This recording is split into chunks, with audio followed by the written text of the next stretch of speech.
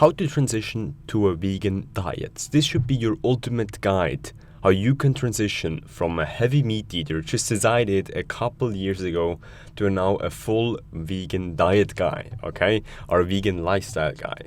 Here you see me, this is 3 months after going vegan. This was in June 2015, yeah. Now nearly 5 years ago, so 4.5 years I'm vegan, 100% vegan.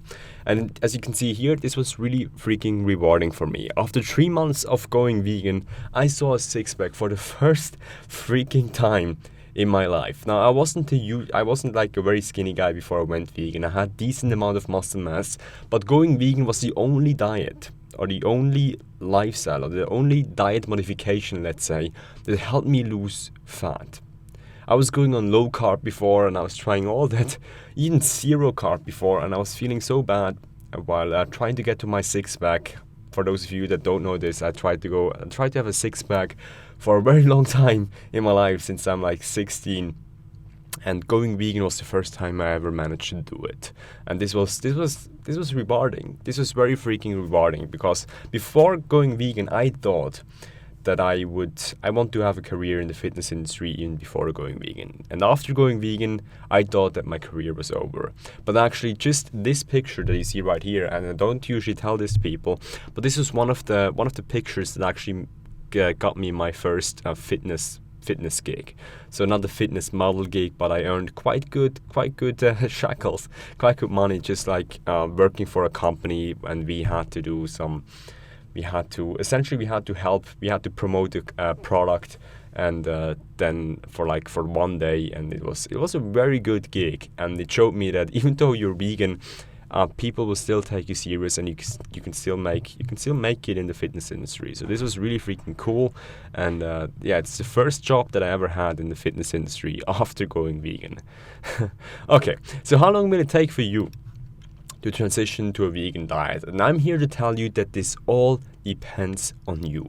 This all depends on how much meat you're currently eating, and how much essentially are you willing to sacrifice for your ethics? Because that's why I went vegan. I went vegan because of ethics. I read the book called Eating Animals by Jonathan Safran Foer, and I thought that the meat industry is full of freaking shit.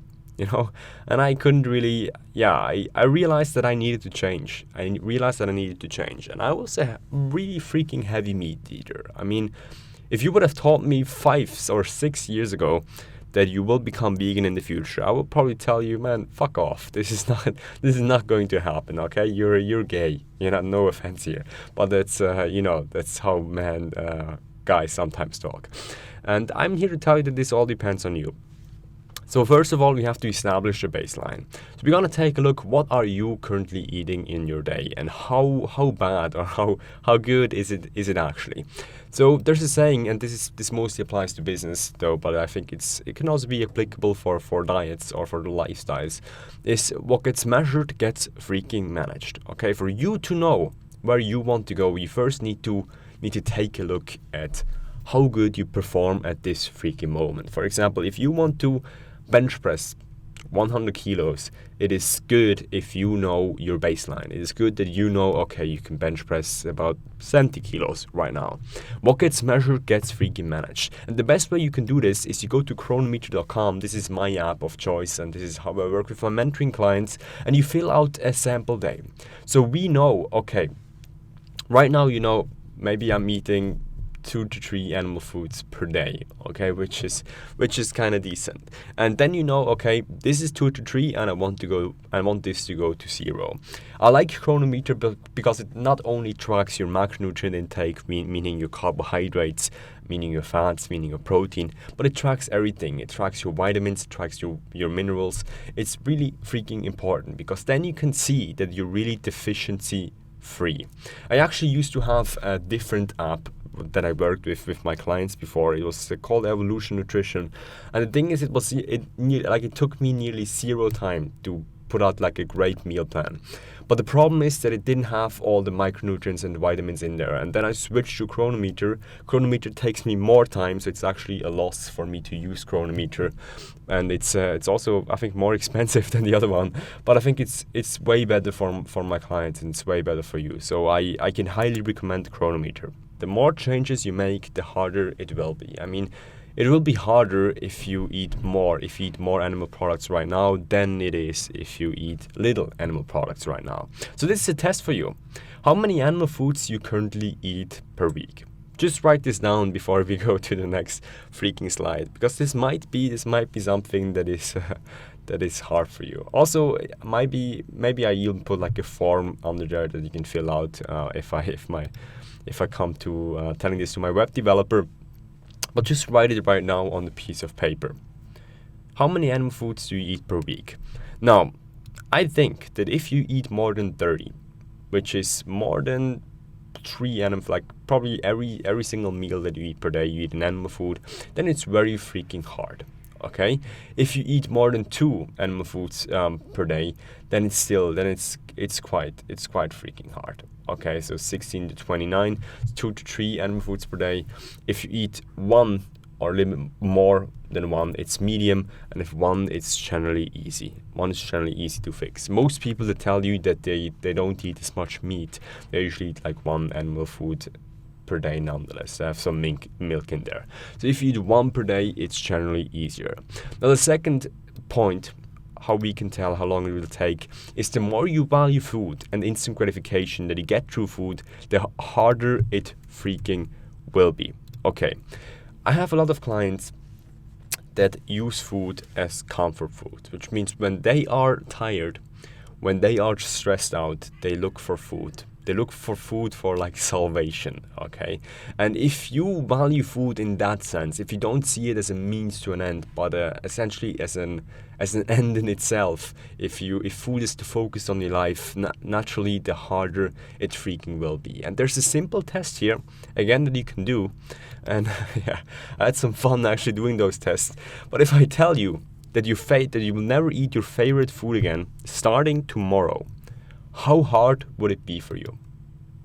How hard would it be for you? Now just write down an answer. Just write down one word. Will it be easy for you? Will it be hard for you? Will it be very hard for you? Just write down. Because the truth of the matter is, if you tell me that it's impossible, then the switching will be very hard for you. If you have symptoms of fear, from me asking you this question, I can tell you that it will be hard for you. If you're indifferent, then it's probably medium, because indifferent is usually a sign that you still probably are somewhat attached to food. And if you're affirmative, which means you're like, okay, I would be willing to fix this if I see bad enough reasons, then it likely will be easy in that regard for you. Now the third test that you can do is the more you culture, or this is the third fact, the more your culture and your social life is involved in food, the harder it will be for you. Now, this is important to understand. For example, Italy is the culture of food. I mean, people eat a lot when they're Italian people. They base a lot of their daily activities, especially on the weekend, on food. And this is a very high standpoint in their culture. For example, I was going to, how is it called? There was a town in the south of Italy, and we were, I think this was before, it was like 2014 to 2013, so some years ago. I was still eating meat at that point. I remember we got invited to a lunch, and the lunch took us 5 hours and like 8 courses in there. Now if you go to a lunch in Switzerland, in the US, it's like 1 course, like very simple, but they had like 8 courses, and we essentially ate through the entire freaking day from like 12 to 6 or 7, so it was more than even 5 hours. It was really freaking sick. So if your culture, if your country depends on the eating of food, especially animal foods, the harder it will be for you. Now this is a simple test that you can do right here, and it's, if you tell your grandmother that you eat a vegan diet, how would she react? How would she react? Now just write this down, just write one word down, how she would react. I'm just taking a sip of coffee right here. I can tell you that if she tests your pulse, it will be very hard for you, okay? If she thinks you're crazy, it will be hard for you. If it's indifferent, then it's medium. And if she's supportive or even already vegan, first of all, your grandmother is freaking awesome if this is the case, then it's easy for you. Okay, as simple as that. Why are we taking a look at your grandmother here? Because the grandmother is usually lived very long in the culture that you're, the country that you're currently in, and there's a saying that you can't teach an old dog new tricks, which means that after some time your brain circuits essentially get established and it's hard to change. So your grandmother is generally a very good reflection of your culture. Okay, but the fun thing is, even if your responses to all of those questions, all of those tests were negative, I can tell you that my results were the freaking worst, okay? So I ate over 30 plus servings of animal foods per week at least, okay? I thought it was impossible to change. And my grandparents, they come from hunters, and they tested my pulse. They not tested my pulse, but they essentially thought I was crazy or I was close to freaking dying right here, okay? So I came from the worst freaking circumstances, and still right now I'm close to 5 years 100% vegan. And yes, and this is not like, oh yeah, I'm vegan and I'm doing something completely different on the side. I'm literally 100% vegan since 5 freaking years, close to 5 years, as you've seen before.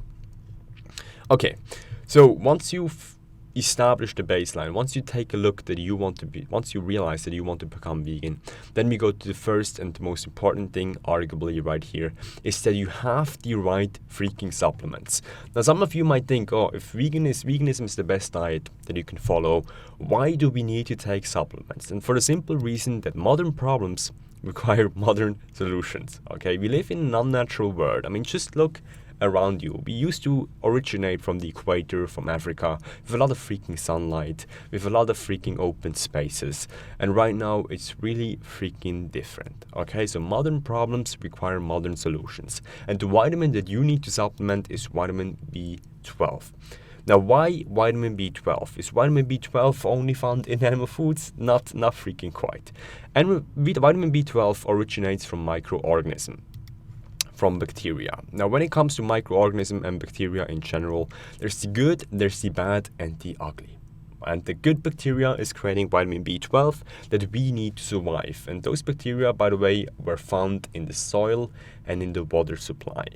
The problem is that not only the good bacteria, like the vitamin B12 producing bad boys, are found in the water supply, but also bad bacteria. And bad bacteria are bacteria that are producing cholera. And cholera is responsible for a lot of freaking deaths that we get in non-westernized societies. So what the Western world decided to do is to kill off both.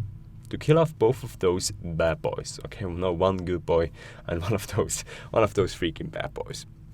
Because the benefits simply outweigh the risks. That's the one simple reason why they did this. And I have to say it's a good choice, because it's better to not get vitamin B12 than to die of cholera. And actually, if you take a look at our food supply at this moment right now, animals are getting supplemented with vitamin B12 because they don't get their freaking vitamin B12 in. So why don't we just simply skip the middleman and supplement vitamin B12 ourselves? As simple as that. Now, what you do right now, you simply go to Amazon, you go to Amazon.com, or you go to another place, you go to your pharmacy of choice, and you buy 90 tablets of vitamin B12. So you can for the next 3 months, you simply take 1 tablet of vitamin B12 every single day. Voila. So the first step is finished. Number 2, the second step of your transitioning period is that you eat crap. You eat crap. And crap means calorie-rich and processed foods. For example, if you currently eat, let's say you currently eat chocolate, you simply switch this with almond chocolate. If you currently eat or drink milk, you simply switch this to almond milk. If you currently eat chicken, you simply switch this to fake chicken.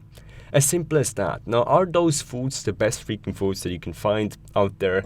No. No, this is not something that a doctor would recommend you. But I'm telling you that at this point in time, it's the most important thing to just simply take this step. And that's what I did. I simply changed all my food that I was eating back in 2015. I ate a lot of chicken, and I simply changed this up with a food that was good for myself or better for myself. And what you will soon realize is that there's a vegan version of everything. You don't have to miss out on anything. I mean, I used to love chicken. I used to love pork ribs and all that freaking nasty stuff. If I look back right now, but I realized that there's a vegan version of everything, and I found this. These guys, these fake meats were called grill ribs in Switzerland back then. They were called grill ribs, and I used to eat them twice a day instead of my chicken. I simply put them in a pan, and I was, I was eating them afterwards. It's quite cool. So what you will realize is that there's a vegan version of everything, and you simply have to look for other alternatives. And one food that I really liked, it was like my favorite food when I was a meat eater, heavy meat eater and a dairy eater, was a raw Swedish princess cake, or a Swedish princess cake. And I remember when I went vegan, I was Googling like 5 years ago, and there was no vegan Swedish princess cake. But just for the making of this video, I was taking a look. Is there vegan Swedish princess cake available? And yes, truly there freaking is. Okay, it's even raw vegan, so you can make a freaking princess cake. You know, this green body, like very unhealthy, obviously, but you really don't have to miss out on anything on this diet. Okay, guys, until next time.